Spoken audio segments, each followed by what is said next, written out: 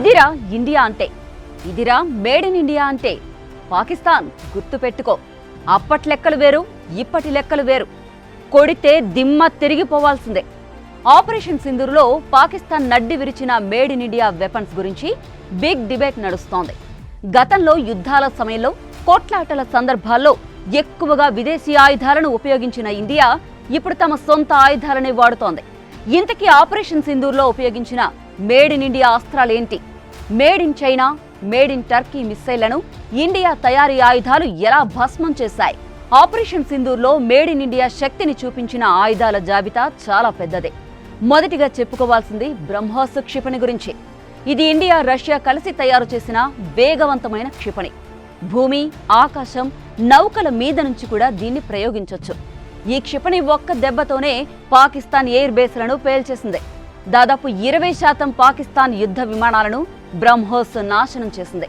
ఇక operation సింధూర్లో Akash missile ప్రత్యేకంగా నిలిచింది. ఇది ఇండియాలోనే పూర్తిగా తయారైన రక్షణ క్షిపణి.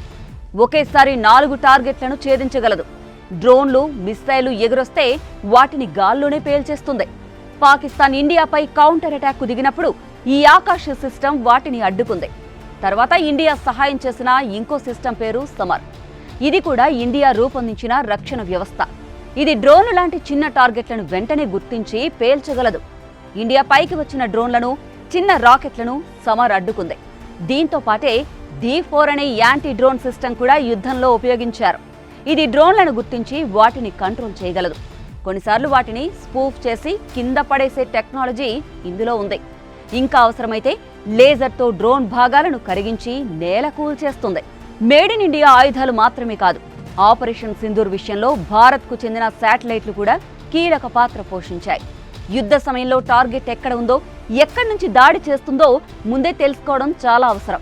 ఇలాంటి సమయంలో ఇండియా పంపిన రీసాట్లు, కార్టోసాట్లు, ఇతర నిఘా ఉపగ్రహాలు చురుగ్గా పనిచేస్తాయి. మొత్తం 10 ఉపగ్రహాలు ఈ ఆపరేషన్ కోసం పనిచేశాయని ఇస్రో చెప్పింది.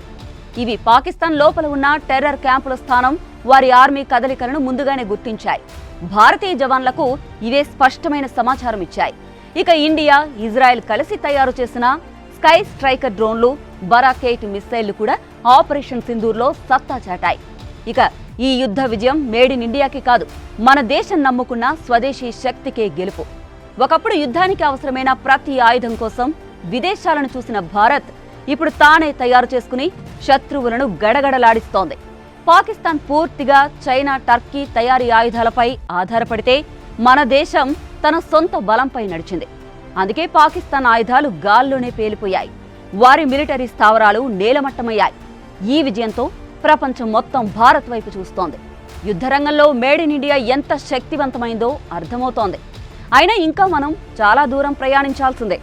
ఎందుకంటే ఇండియా ఇప్పటికీ ప్రపంచంలో 2వ పెద్ద ఆయుధాల కొనుగోలుదారుడిగా ఉంది. ఏదో ఒక రోజు పూర్తి స్థాయిలో సొంతంగా ఆయుధాలు తయారు చేసుకునే స్థాయి ఇండియాకు ఉందని ఆపరేషన్ సింధూర్ నిరూపించింది.